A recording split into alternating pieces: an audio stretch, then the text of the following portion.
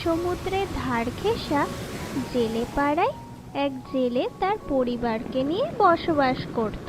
তার দুই ছেলে মেয়ে ছিল, মেঘ, বৃষ্টি। ভাই বোন একে অপরকে খুব ভালোবাসতো। দাদা, তোকে আমি কত ডাকছিলাম আর তুই এখানে বসে আছিস।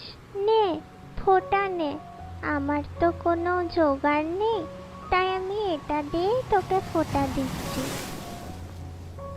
ভাইয়ের কপালে দিলাম ফোঁটা, জমদুয়ারে পড়লো কাটা। যমুনা দেয় চমকে ফোঁটা, আমি দিই আমার ভাইকে ফোঁটা। এবার হাতটা বাড়া, এই নে, এটা তোর উপহার। বাহ, কি সুন্দর! দাদা, তুই খুব ভালো। এটা পরে আমাকে একদম রাজকন্যা লাগছে না? বল দাদা, তোর খুব রাজকন্যা হওয়ার শখ না? মেঘ বৃষ্টি যখন সমুদ্রের ধারে কথা বলছিল, তখন হঠাৎ তাদের কানে এলো একটা কান্নার স্বর। দাদা, ওখানে কি হয়েছে? লক্ষ্মী জেঠিমা কাঁদছে কেন?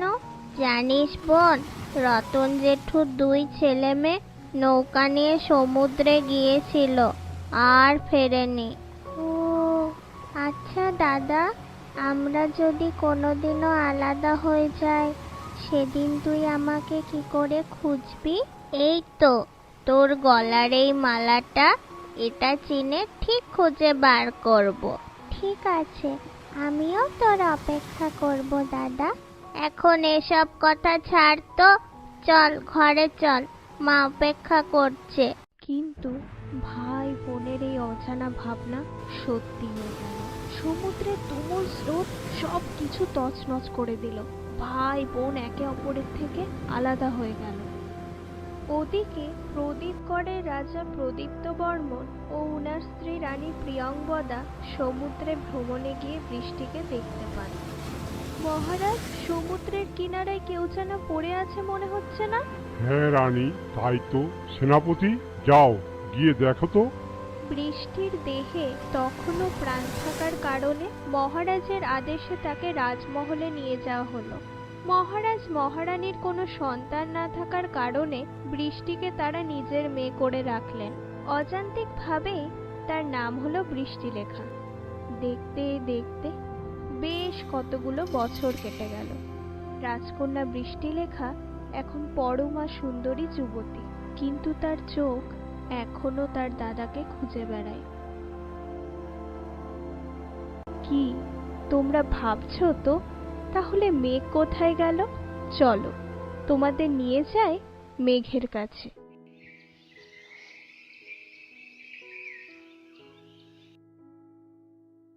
দাশু দাদু, ও দাশু দাদু, কোথায় গেলে গো?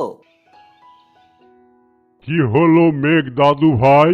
বলি, তুমি আমার সঙ্গে বড় বাজারে যাবে না? না দাদু ভাই, তুমি যাও। কেন, তোমাকে সবাই ভয় পায় বলে? দাদু ভাই, তুমি শুধু একমাত্র আমাকে ভয় না পেয়ে ভালোবাসো। কেন ভালোবাসবো না বলো তো? তুমিই তো সমুদ্রের চর থেকে তুলে এনে আমাকে এত বড় করলে। দাদু ভাই, এবার তুমি বেরিয়ে পড়ো, অতটা পথ যেতে হবে তো। ঠিক আছে, আসছি দাদু। মেঘ অরণ্য পেরিয়ে বড় বাজারে উপস্থিত হলো। সেখানে বিশাল কোলাহল, নানান জিনিস সেখানে ক্রয় বিক্রয় হয়। হঠাৎ মেঘের চোখ পড়ল মাটির দিকে। মাটিতে একটা মালা পড়ে রয়েছে। এ কি? এ তো অবিকল আমার বোনের মালার মতো মনে হচ্ছে। এটা পরে আমাকে একদম রাজকন্যা লাগছে না? বল দাদা। ও ভাই, কি হয়েছে? আচ্ছা, এটা কার বলতে পারেন? এ কি, এটা তো রাজকন্যা বৃষ্টিলেখার। রাজকন্যাকে সব সময় এই মালাটা পরে থাকতে দেখেছি। এই একটু আগেই তো রাজকন্যা ঘোড়ার গাড়ি করে গেল, তখনই হয়তো পড়ে গিয়েছে। আচ্ছা, রাজমহলটা কোন দিকে একটু বলতে পারেন? হ্যাঁ, সোজা কিছুটা পথ চলে যাও, তারপরে ডান দিকে ঘুরেই দেখতে পাবে রাজমহল। ঠিক আছে। মেঘ সেই মালা নিয়ে রাজমহলে গেল। প্রণাম মহারাজ, রাজকন্যার এই মালাটি বড় বাজারে পড়ে গিয়েছিল, তাই আমি দিতে এলাম। হ্যাঁ, এটা বৃষ্টিলেখার খুব প্রিয়। জানি না কেন ও কখনোই এই মালাটা খুলতে চায় না। আজ ওটা পড়ে যাওয়ায় ও খুব বিষণ্ণ হয়ে পড়েছে। ঠিক আছে সেনাপতি, মালাটা নিয়ে নাও। যথা আজ্ঞা মহারাজ। মেঘ মালাটা দিয়েই রাজসভা থেকে বেরিয়ে গেল, কিন্তু রাজসভা থেকে বেরোতেই সে দেখল যে এক সুন্দরী যুবতী বালির মধ্যে আঁকিবুকি করছে। আচ্ছা, উনি কে? উনি তো রাজকন্যা বৃষ্টিলেখা। মেঘ ঘরে চলে গেল। তার বোনকে খোঁজার ভাবনাটা যেন আরো দৃঢ় হয়ে গেল। কাল তো ভাই ফোঁটা, কালকের দিনেও কি আমি আমার বোনকে পাবো না? কি হয়েছে দাদু ভাই? তুমি তোমার বোনের কথা ভাবছো না? হ্যাঁ দাদু। দেখবে এবার তোমার বোনের সাথে তোমার ঠিক দেখা হবে। তাই যেন হয় দাদু। কিন্তু অবশেষে মেঘের অপেক্ষার অবসান ঘটল।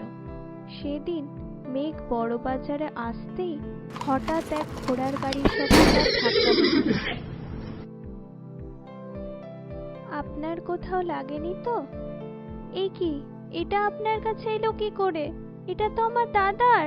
দাদা সব সময় পড়ে থাকতো। তার মানে দাদা। বোন, জানিস আমি তোর জন্য কত অপেক্ষা করেছি। এই তো এবার আমি চলে এসেছি, আমাকে ফোঁটা দিবি না? হ্যাঁ, নিশ্চয়ই দেব। ঠিক আছে, তাহলে চল আমার সাথে। মেঘ তার বোনকে তার বাড়ি নিয়ে গেল। ভাইয়ের কপালে দিলাম ফোঁটা, জমের দুয়ারে পড়লো কাটা। যমুনা দেয় জমকে ফোঁটা, আমি দিই আমার ভাইকে ফোঁটা। তুমিও তো আমার দাদু হও, তোমাকেও একটা ফোঁটা দিই। এ কি, এ আমি কি দেখছি? এ তো রাজবাড়ির দাদুর ছবি, একেবারে অবিকল। এ কি করে সম্ভব? হ্যাঁ, এক পাপ কাজের জন্য আমি এক সন্ন্যাসীর কাছে অভিশাপগ্রস্ত হয়েছিলাম। সেই থেকে আমি এক অদ্ভুত প্রাণীরূপে জীবন কাটাচ্ছিলাম। আজ তোমার জন্যই আমি আমার রূপ আবার ফিরে পেলাম। সমস্ত কিছু শোনার পর বৃষ্টিলেখা খুব খুশি হলো ও তার দাদা ও দাদুকে নিয়ে